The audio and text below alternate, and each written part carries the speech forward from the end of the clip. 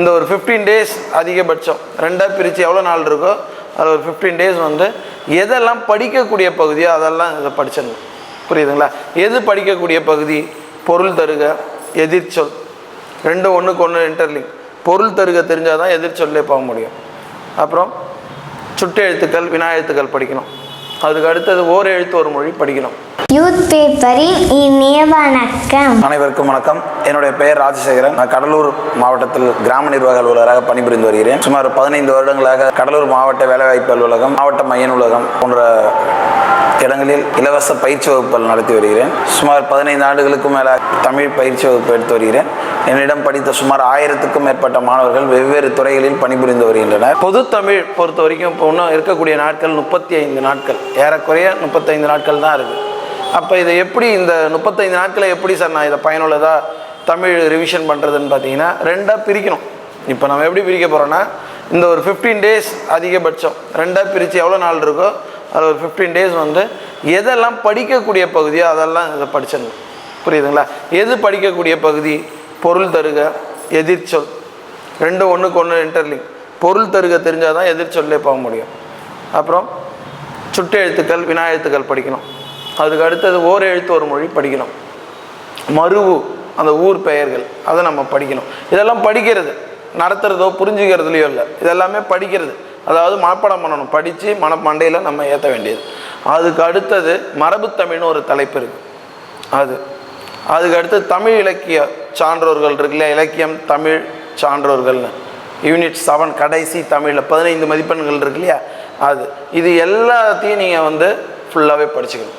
மரபு தமிழ்ன்றது நம்மளை எல்லாமே மரபு சொற்கள் ஃபுல்லாகவே. அப்போ இப்படி பிரித்து படிக்கணும். அதுக்கப்புறமா புரிந்து கொண்டு படித்தல், எல்லாமே நிறுத்தற் குறியீடுகள், வாக்கிய வகைகள், அதாவது தொடர் வகைகள். புரியுதுங்களா? அதே போல் கலைச்சொற்கள் மிக மிக முக்கியம். அது முன்னாடியே நீங்கள் படித்து வச்சுக்கிட்டே இருக்கணும் கொஞ்சம் கொஞ்சமாக. ஒரு நாளைக்கு ஃபஸ்ட்டு நீங்கள் சார் கலைச்சொற்கள்னால் சார் எல்லாருமே வந்து 11th 12th புக்குன்றாங்க, வேறு ஏதோ புக்கில் இருந்தெல்லாம் வருன்றாங்க.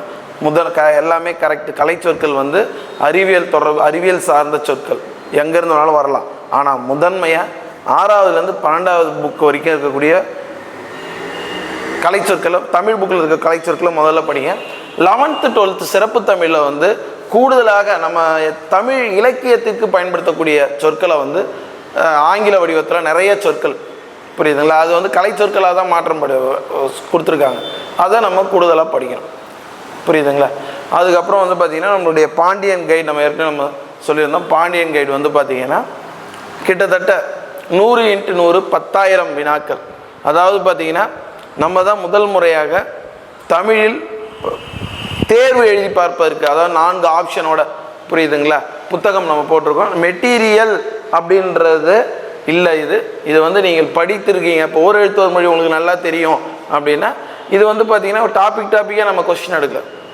ஒரு 100 மாதிரி, அதாவது 100 வினாக்கள் ஒன்று கலந்து இருக்கும். நம்மளுக்கு எப்படி கொடுத்துருக்காங்க, கலை சொற்கள் 10 இருக்கும், ஓகேங்களா, மரபு சொற்கள் இருக்கும். என்ன சிலபஸில் அவங்க கொடுத்துருக்காங்களோ அதன்படி வினாக்கள் தொகுத்துருக்கும்.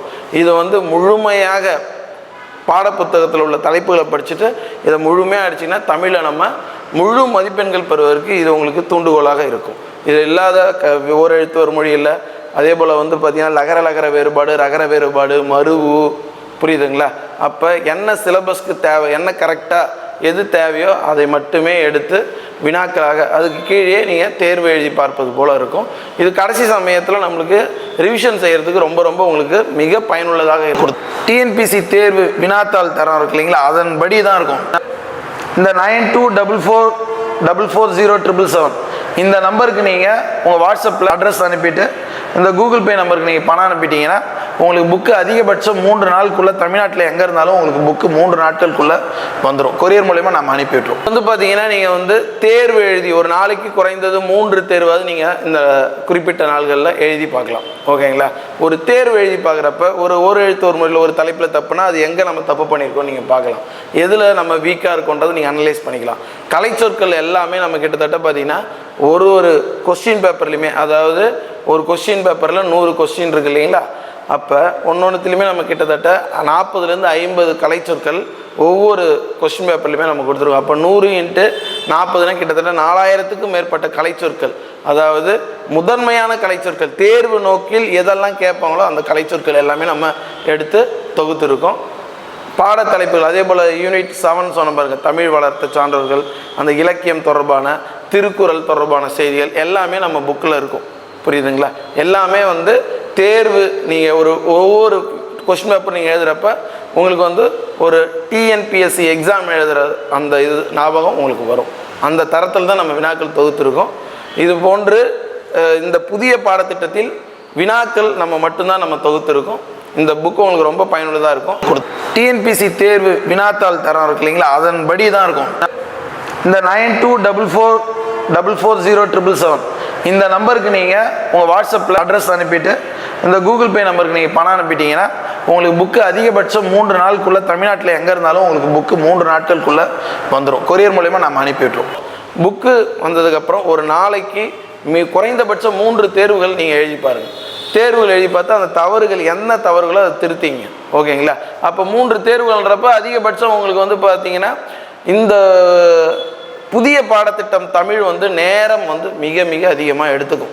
கிட்டத்தட்ட பார்த்தீங்கன்னா இதுக்கு முன்னாடிலாம் நீங்கள் 100 வினாத்தாள்கள் நம்ம தமிழ் வந்து எழுதுகிறப்ப 1 மணி நேரத்துக்கு குறைவாக எழுதுவீங்க. இது குறைந்தபட்சம் 1 மணி நேரத்துக்கு மேலே தான் ஆகுது. அப்போ அந்த நேர மேலாண்மை நேர அதிகமாக வரதை குறைப்பதற்கு இந்த புக்கு உங்களுக்கு ஃபஸ்ட்டு யூஸ்ஃபுல்லாக இருக்கும். ஏன்னா நீங்கள் ஒரு 100 ப்ராக்டிஸ் பண்ணிட்டு போனீங்கன்னா கேள்வி நோக்கங்க எப்படிலாம் கேட்டிருக்காங்க, எப்படி அப்ரோச் பண்ணுன்ற ஒரு ஐடியா உங்களுக்கு தெரிஞ்சிடும். கேள்வியை முழுமையாக படிப்பீங்க, அதுக்கடுத்து ஆப்ஷன்லாம் ஃபுல்லாக படிப்பீங்க. அந்த மாதிரி ஒரு நோக்கில் தான் நம்ம வினாக்கள் தொகுத்துருக்கோம். அதனால் ஒரு நாளைக்கு 3 தேர்வுகள் குறைந்தபட்சம். ஏன்னா நாள் வந்து நம்மளுக்கு 100 தேர்வுகள் கம்ப்ளீட் பண்ணுறோம். ஓகேங்களா? அப்போ 100 × 100 10,000 வினாக்கள். 10,000 வினாக்களில் உங்களுக்கு ஒரு குறிப்பிட்ட கேள்விகள் எதெல்லாம் தெரியலையோ அதெல்லாம் உங்களுக்கு வந்து கூடுதலாக நீங்கள் தெரிஞ்சுக்க போகிறீங்க. அதனால் கண்டிப்பாக உங்களுக்கு இது பயனுள்ளதாக இருக்கும். டிஎன்பிஎஸ்சி குரூப் 4 பொது தமிழில் 100க்கு 100 மதிப்பெண் எடுப்பதற்கு இந்த பாண்டியன் கைட் பொதுத்தமிழ் புத்தகம் 2010 முதல் 2025 வரை 15 வருடமாக வந்து பார்த்திங்கன்னா தமிழ் வகுப்பு நம்ம எடுத்துக்கிட்டு இருக்கோம்.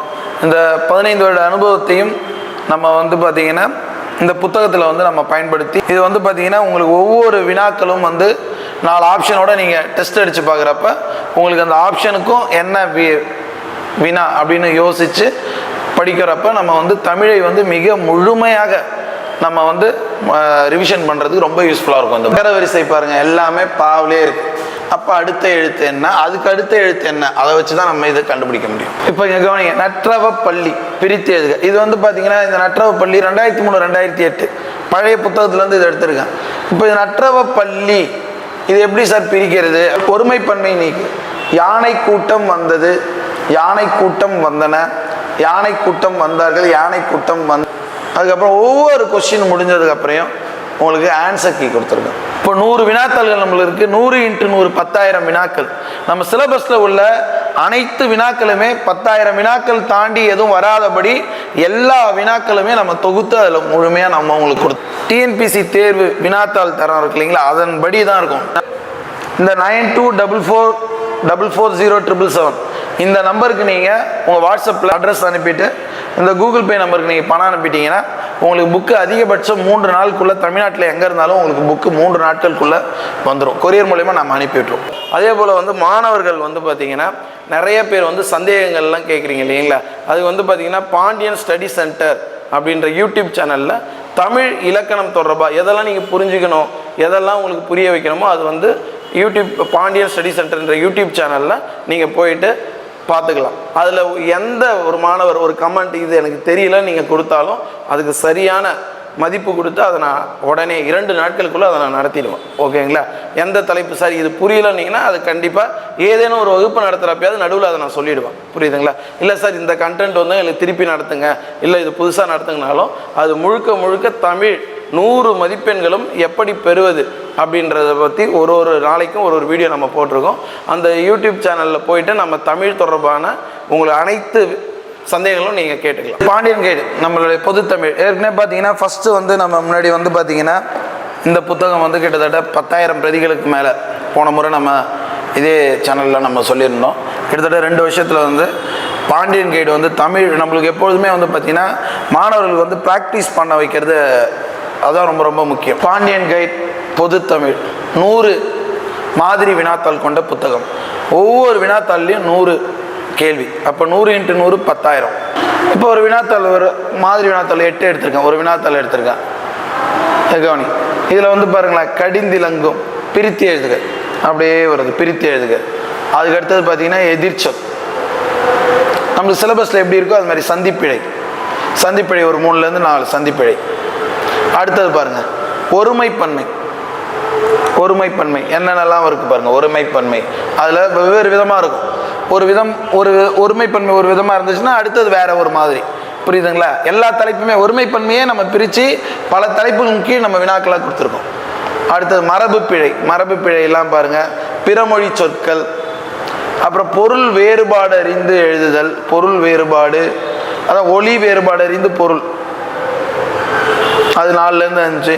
ஓர் எழுத்து ஒரு மொழி பாருங்கள், நூனா என்ன, சானா என்ன, சோனா என்ன, தானா என்ன, தானா என்ன, இது மாதிரி இருக்கும்.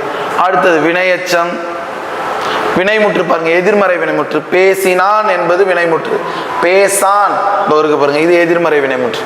அது மாதிரி தொழிற்பெயர் எல்லாமே எளிமையான சொற்களாக இருக்காது. வில் தொழிற்பெயர், விற்றல். அடுத்தது வினையச்சம், வாக்கிய வகை இதோ பாருங்க, வெல்க வெல்க. அடுத்தது பிறவினை ஆக்குக, செயற்பாட்டு வினை. ஊமையால் விளக்கப்பெறும் பொருள், குன்றேறி யானை போர் கண்டற்றால். அடுத்தது பொருள் தருக, நம்ம சொன்னால இருபொருள் தருது.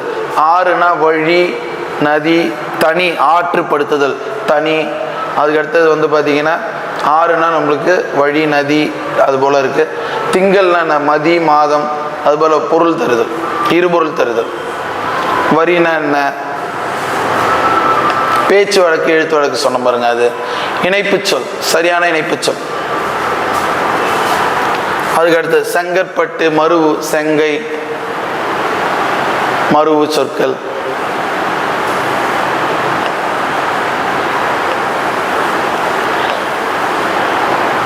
மருவு. அதுக்கடுத்து பொருள் தருக பாருங்க, அது ஒருமைப்பன்மை நீக்கு.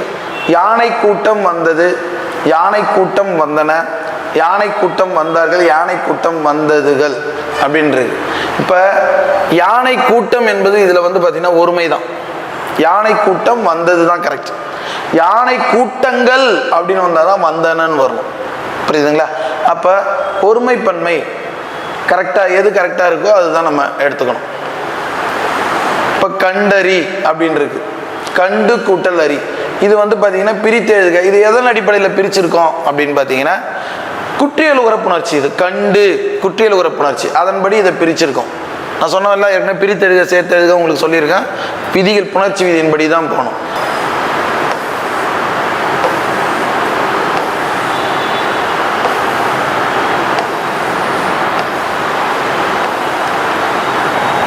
இப்போ ரப்பர் ஸ்டாம்ப், மைப்பொதி முத்திரை, டெல்லர், விரைவு காசாளர், பிபிலோகிராஃபி, நூல் நிரல், ஃபிக்ஷன், புனைவு.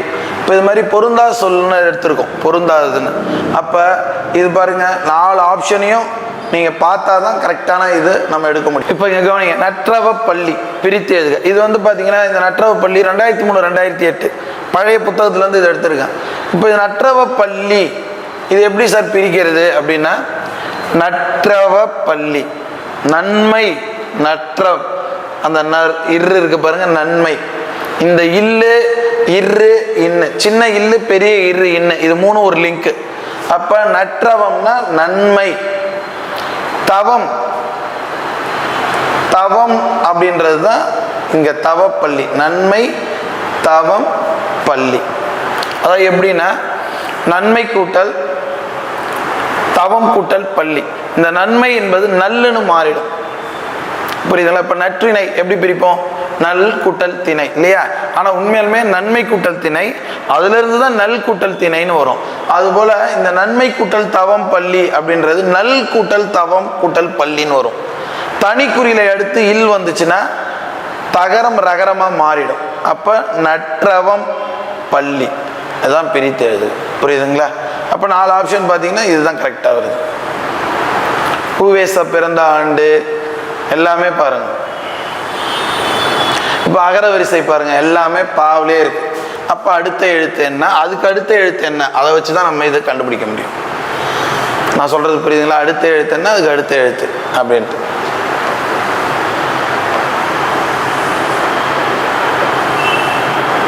இதெல்லாம் கலைச்சொற்கள் கொடுத்துருக்கேன் பாருங்கள் ஃபுல்லாகவே.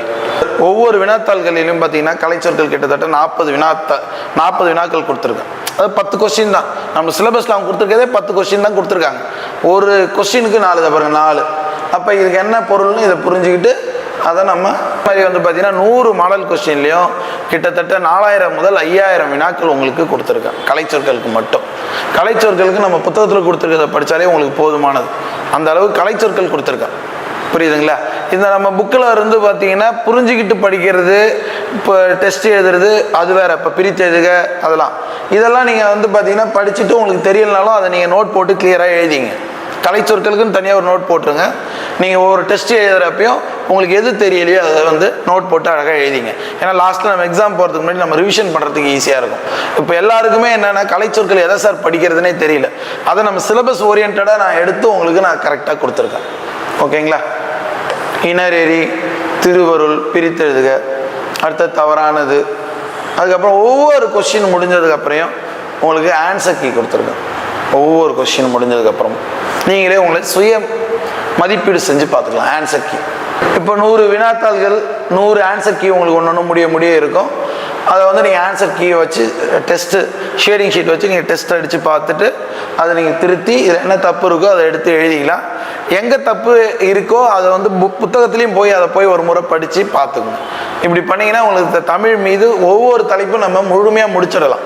இப்போ ஒரு தலைப்பில் நம்மளுக்கு அதிகமாக தப்பு வருது, நிறுத்தற் குறியீடில் தப்பு அதிகமாக வந்துக்கிட்டே இருக்குன்னா அப்போ நம்ம அதில் வீக்காக இருக்கும். நிறுத்தற் குறியீடு எங்கெல்லாம் இருக்குது எல்லாத்தையும் எடுத்து ஃபுல்லாக ஒரு ரிவிஷன் பண்ணி பார்க்கணும்.